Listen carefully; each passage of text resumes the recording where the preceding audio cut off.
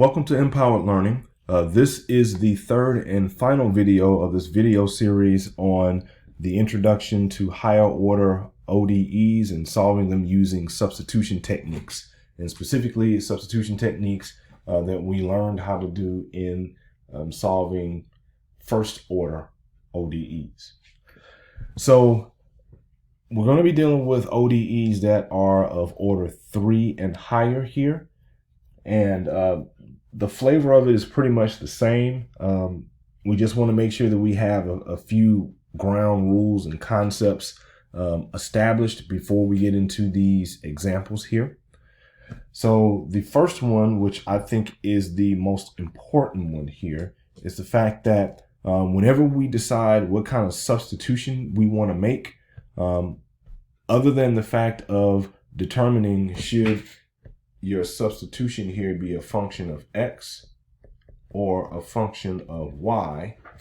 And remember, we want our substitution variable to be a function of x when we actually see x, okay? So when x is explicitly shown in some of the terms, we could do that. Whenever we see only y explicitly shown and not x shown, then of course we want to be able to let v, or the substitution variable, be a function of y. Okay. Another way of putting it, again, just to make sure that we remember this, is in this case we're only seeing terms with either x, y prime, or y double prime. Okay. And so when we have that, we can let our substitution variable be a function of x. Over here, we're only seeing y, y prime, y double prime. Okay. All right. So my point here is that we do need to make this decision. But once we do that, we want to make sure that whatever the lowest derivative we see in our equation, we let that be representative of the substitution variable. Okay. So if the third derivative, for instance, so if we have something to where we have the third derivative, y triple prime, if that's the lowest derivative that you see in any term, then that is what you let v be defined as. Okay. All right. So other than that, everything else is kind of self-explanatory in a sense. You want to remember that for an nth order initial value problem, we're going to have, we'll have an nth order ODE, meaning the highest derivative that we can see in any term would be of big N, or capital N. And we're also going to have n number of initial conditions. Okay. And they're going to look like this. So they'll start with y of some x value equals some y value, and it'll keep on going, and it'll stop at one derivative short of what n actually is. Okay. All right. And so the other thing that we want to remember here is that in initial value problems, if we have those n initial conditions, then we should expect to see n integration constants, or as I'm calling them here, undetermined coefficients as well. Okay. Probably not the best name to call it, because we actually have something that we're going to study later on to where we're actually going to use this phrase undetermined coefficients. But technically that's what there are. They are coefficients and we don't know what they are yet. So so I can actually say that, but again, we'll just say that they are undetermined constants of integration to compromise. All right, so that's the main things that we want to remember here. So again, I'll just repeat before we go on. We need to make the decision of, are we going to define in terms of define our substitution variable in terms of x or y. After that, we make sure that whatever the lowest derivative we see, we let that equal to the substitution variable. And then, of course, if we have an nth order ODE, we got n initial conditions, and we're also going to have n constants that we're going to need to solve for. Okay, so that's pretty much it. All right, so let's get into some of these examples. So for this first example, I have it worked out already, and just to kind of let you see the flow of the problem here. So for this one, notice that we have x showing, we have y double prime showing, and we have y triple prime showing.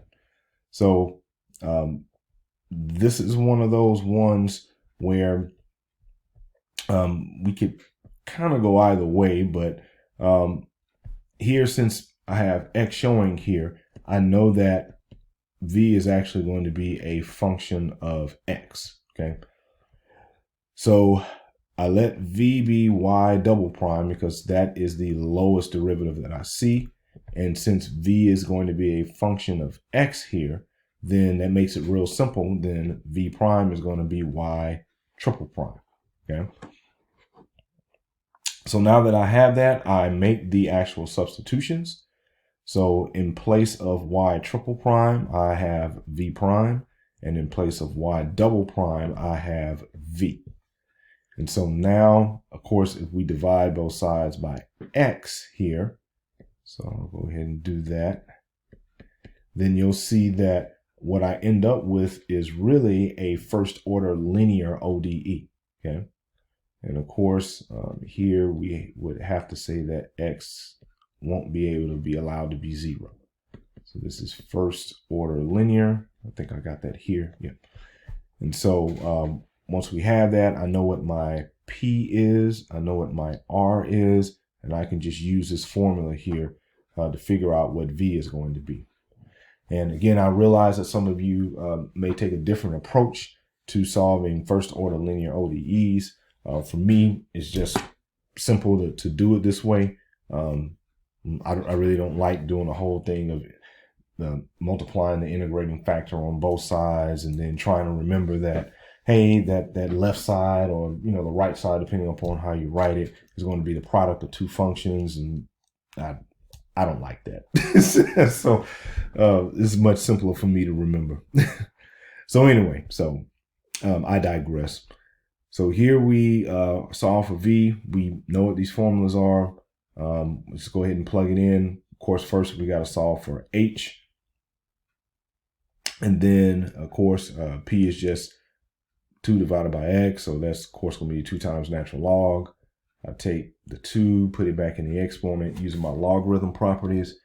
And since X squared here is always going to be non-negative, I can drop the absolute value signs. Okay. All right, so from there, then of course, I need to find e raised to the positive h, e raised to the negative h, and of course, just using basic logarithmic rules again, I find out that e to the h and e to the negative h are x squared and x raised to the negative 2 respectively. And then I just plug everything into that formula that I like, and we see that we end up getting 2x plus constant times x raised to the negative 2. And that is what v is. But if we remember here, come back up, v was actually defined as the second derivative of y with respect to x.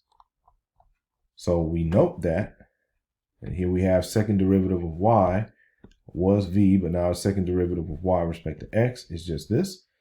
And so by definition, that is a directly integrable type of equation. So essentially all that means is I can just take the most general antiderivative twice, okay? So I don't have to get real fancy and try to rewrite it as a separable, equation. So if I look at what I have here, I know that this is going to be second derivative. So if I go down from the second derivative to the first derivative, this is what it will end up looking like. And then if I go from the first derivative to the original function, this is what it's going to look like here. Okay. And so if we notice here, I have 1, 2, 3, constants that I'm going to have to solve for here if I had initial conditions. Okay. Now, if we look back at our problem, we see that we don't have any initial conditions here, so I don't have to worry about solving for anything. So we are good with our answer just being what we see here. Okay. All right, so we'll go ahead and move on to the next example. So for this example, notice that what we actually have showing here in our actual equation is the fourth derivative, and I'm going to do it in prime notation here, even though we normally don't do it that way. We have the fourth derivative and we have the third derivative. Okay. Now, notice what we do not have showing explicitly is y, and we don't have x explicitly shown. Okay. So because of that, this is one of those ordinary differential equations where we can kind of choose how we're actually going to define our substitution variable. Okay, so remember we got a choice to say, are we going to define v in terms of x or v in terms of y? Because we are missing both of these, we can do either strategy. And of course, we know that doing the defining our substitution variable in terms of x is easier to do. Okay, so that's the one that we're going to choose. So I'm going to go ahead and erase all this, and then we'll go ahead and start the problem. All right, so here we're going to say let v be a function of x. Okay, and yeah, I'm going to go ahead and say this too. So my v here, the lowest derivative that I have is of the third order. So I'm going to let that be y triple prime.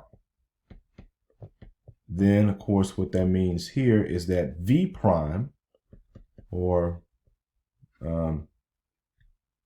the derivative of v with respect to x, that is just going to be the fourth derivative.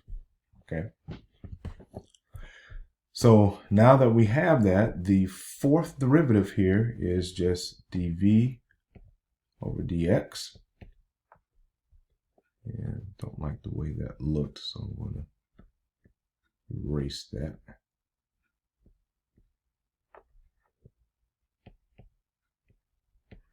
And we have here minus 2, and then y triple prime is just going to be v. Of course, this looks pretty simple here. We do some rearranging, and we see that we have dv over v is equal to minus 2 dx. And if we integrate both sides here, we're going to have natural log of absolute value of v is equal to minus 2x plus some constant.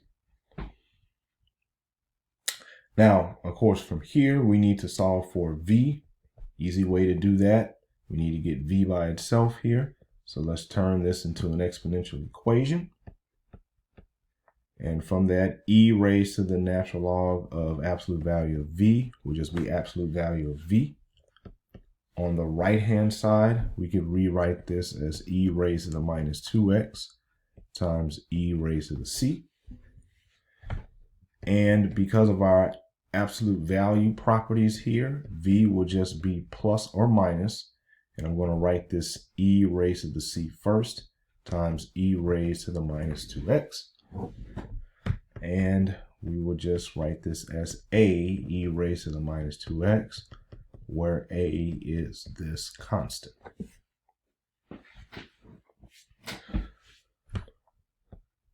So from there, we just know that v is equal to a e raised to the minus 2x. But remember, v is the same as the third derivative of y with respect to x. And I'll write it like this. You don't have to do that, but excuse me, that's what I'm going to do here.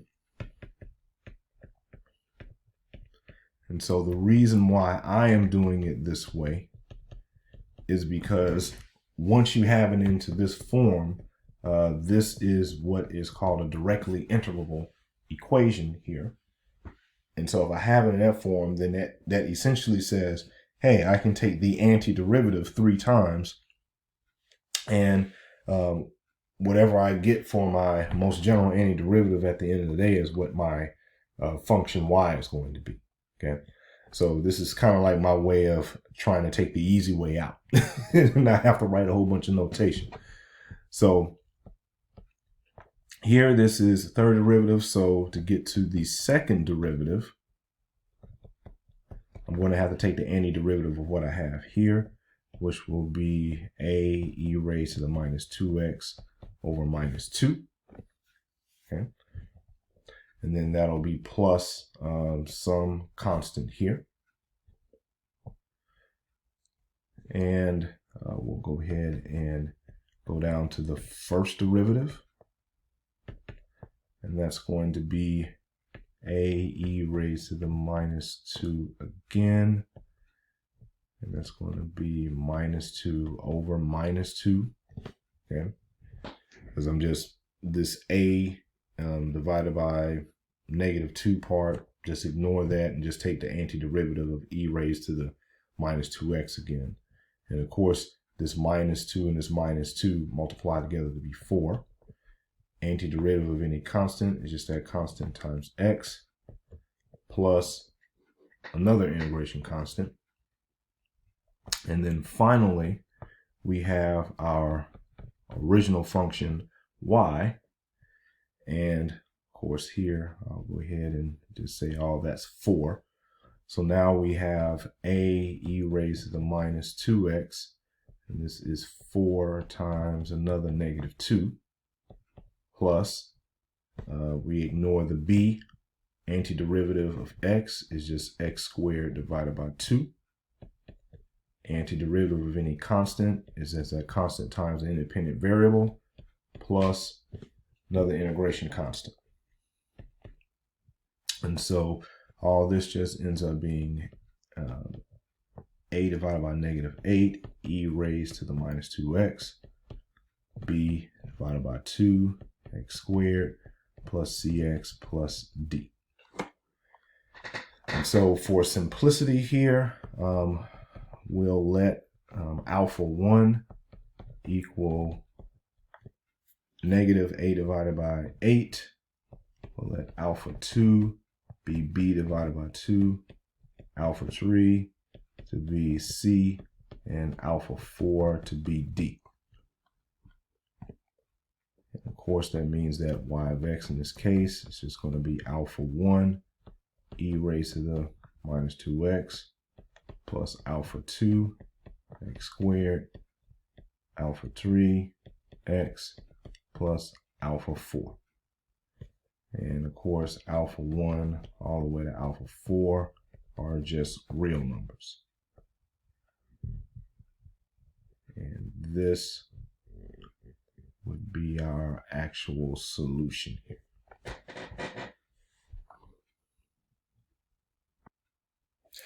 All right, so for our last example here, notice that this is a problem that we've already worked. Matter of fact, it was the first example in this particular video. The difference now is that now we have some initial conditions to go along with, okay? So let's recall here that our general solution to this particular ODE was, it looks something like this. Okay. Probably didn't write it quite in that exact form, but that's what it ended up looking like. All right, so now that we know that, we're just going to use these initial conditions here to find out what C, D, and E are, okay? So if I go and do this, of course, we go to the first derivative. I'll take the derivative of what I have here. And I can actually go back to the other problem and just see what it is. But by the time I go back and forth, I can just do it. So that's why I'm going to just redo it here. So this will end up being 3 x squared over 3. And this would be c times 1 over x plus d. So that's what the derivative, first derivative would be. The second derivative, and let me go ahead and clean this up here. So this would just be x squared minus c divided by x plus d. So the second derivative, this would just be 2x. And of course, here, I can think of this second term here as just c times x raised to the negative 1. So that'll be a minus c over x squared, or minus c x raised to the negative 2. And of course, I rewrite it that way. And then of course, for d, the derivative of any constant is 0. So this will pretty much be it for that. And yeah, we don't need a third derivative here because we don't have a fourth order. So we're good on that. So we have all the derivatives that we need. Now all we need to do is just use this information here to get where our initial condition should be. Let's see, or I should say, let's see what our constants are going to be from those initial conditions. All right, so let's work on the first one here. So to make life a little easier on myself here, I see since the second derivative only has one variable to solve for, I'm just going to use the initial condition for the second derivative first, figure out that, and then kind of back substitute my way into doing the rest of them. Let's see here. It looks like something's not right here. Yeah, this should be a plus. Yeah, that should be a plus. And so I should have wrote that down here, but whenever we had this, and I'll just go ahead and write it here. This should be that. And of course, when I take the derivative of this, the minus and the minus here, when I pull this down and multiply it, that should end up being positive. And then, of course, you subtract 1 from the exponent, and that's how we get the, that's how we end up having plus c times x raised to the negative 2. And of course, we could rewrite it this way. Okay. All right. So we're going to use this second derivative initial condition here. So this is going to imply that 2 times 1 plus c divided by 1 squared is equal to 4. And this essentially just means that 2 plus c is equal to 4, which means that c is equal to 2. Okay, simple enough. All right, so for the first derivative initial condition, here we have, and I'm going to use this form of it here. This will be 1 squared minus c divided by 1 plus d is equal to 1. And so from here, that just means 1 minus c plus d is 1. And of course, if I subtract 1 from both sides here, those things cancel to 0. And I have minus c plus d is equal to 0, which to me means that d and c are equal to each other. Okay. And so that means that also equal to. So for the last one, which is just, what do we have up here? Y of 1 is 2, right? So we got y of 1 is 2. And we're just going to plug in 1 everywhere where we see x. So it's going to be 1 cubed divided by 3 minus c times natural log of absolute value of 1 plus d 1 plus E. And if we remember here, we know that C and D are both 2. So we're going to go ahead and substitute that in. All right, so that's a 2 here, 2 there. And all this is going to equal 2. Now, of course, from here, we know natural log of 1 is just 0. So that means this whole term here is 0. And so this would be 1/3 plus 2 times 1 is 2 plus E equals 2. And if I subtract both sides by 2, that cancels, and that's just lets me know that E is 1/3.